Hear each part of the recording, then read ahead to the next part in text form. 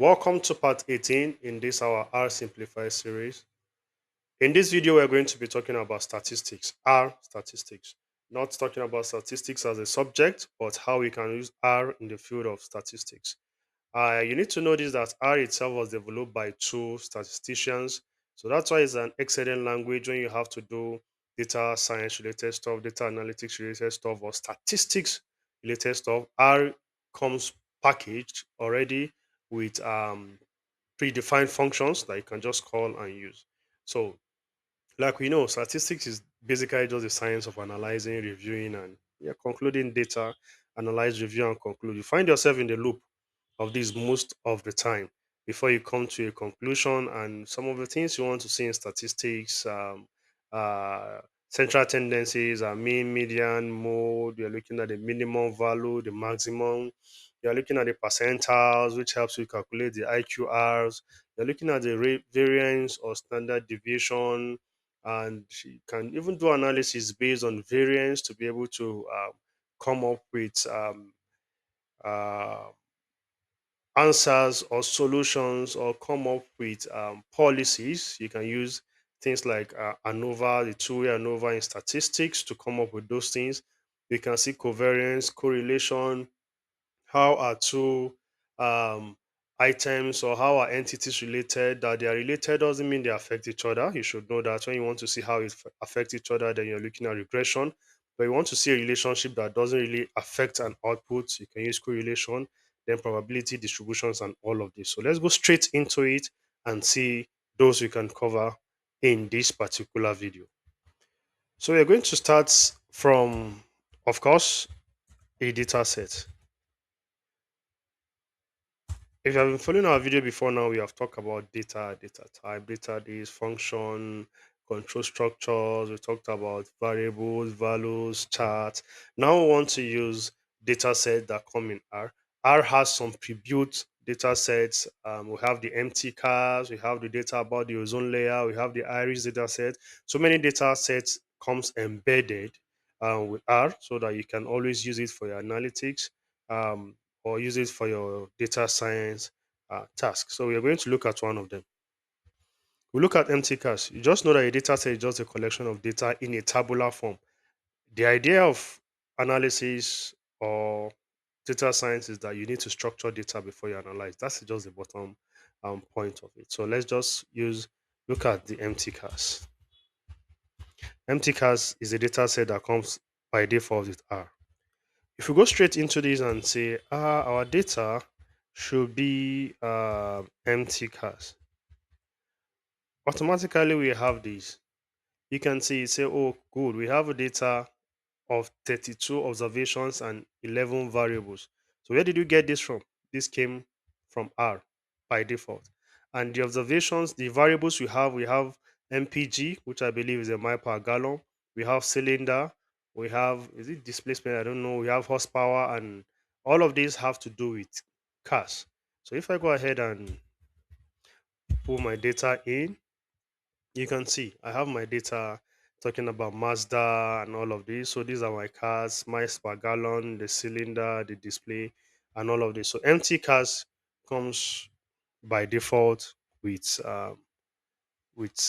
what is it called? With R. So we can always use it for hands-on and class activities. So since these are predefined data, I think you should be able to use the question mark to find questions about them and to tell you something. And it's populated itself in this help area, and it said, this is it, our documentation. Uh, this is a list of arguments. So let's do it straight on the empty cache instead.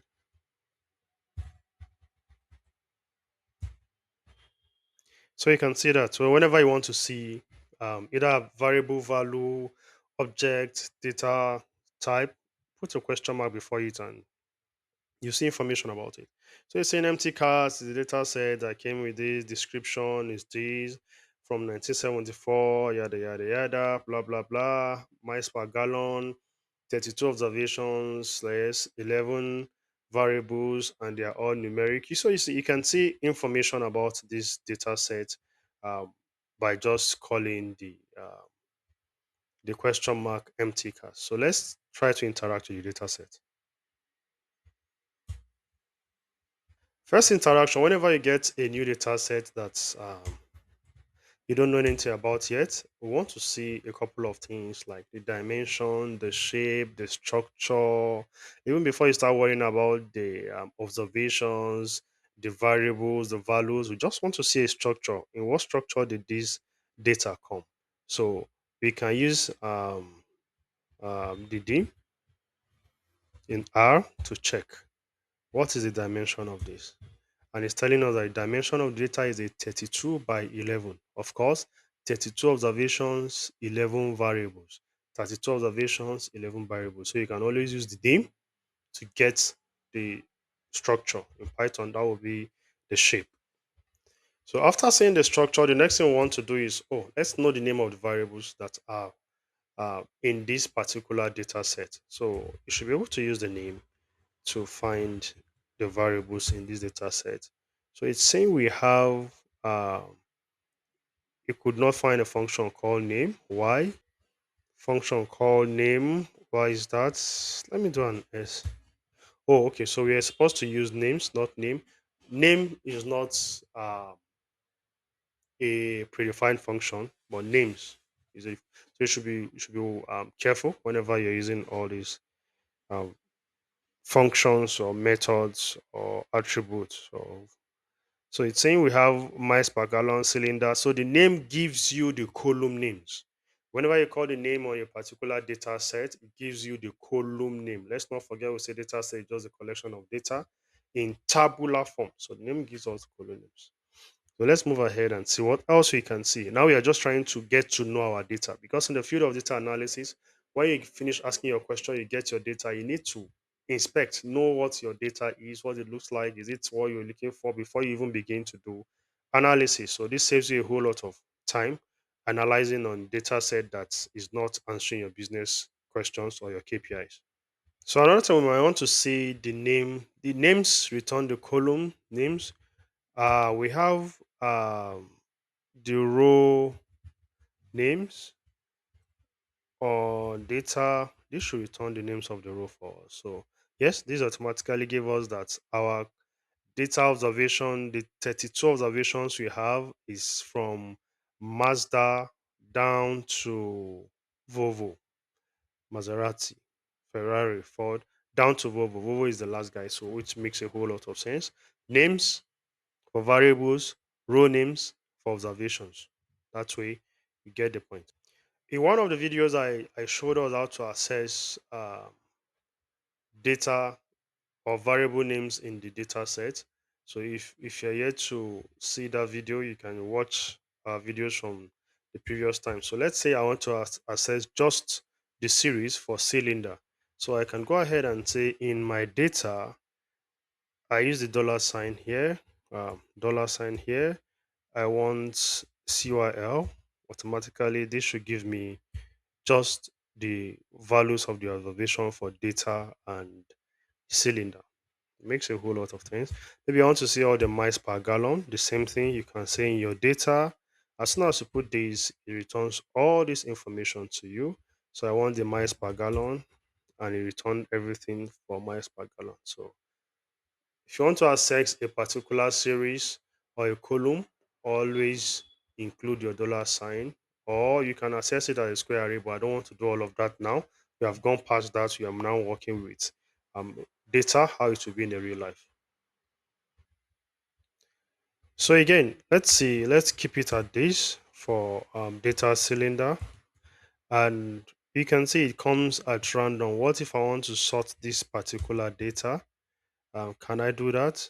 Um, Let me put this in a variable and say cylinder should be this.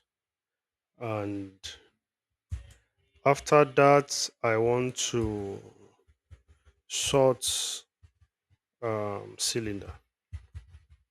So this should be able to sort my data set for me. You can see the initial one was 6646, and but this sorted it from lowest to highest. So this is one of the method in R as well. So after all of these, one of the things you might want to do when you get your data set for the first time is to check for analysis. You want to check analysis in your in your frame. So you can always use the summary.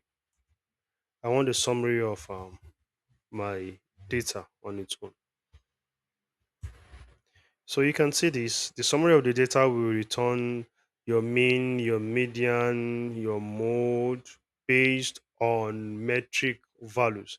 So whatever thing is a numeric, it will be able to return that in our miles per gallon, our minimum miles per gallon is 1040. Our first quartile is this, our median is that, our mean, third quartile and max. So I can calculate my IQR from here, the difference between my third quartile and my first quartile. Same thing for cylinder, the minimum cylinder and the minimum whatever VS is, the gear, and as soon as you just call the summary, it gives you a huge statistical details here. So, quick recap about this. We're able to talk quickly. We entered into statistics. We understand what statistics is in R and how you can see some quick statistics in R from checking the shape, the dimension of your data set to seeing the names of the variables, to seeing the names of observations and columns for the first row, and seeing how we can extract a particular column or series and store as a variable. And at the end of the day, we can sort and finally see a summary. So these are the steps you always want to take whenever you're interacting with the data for the first time. So see you in the next video. Bye for now.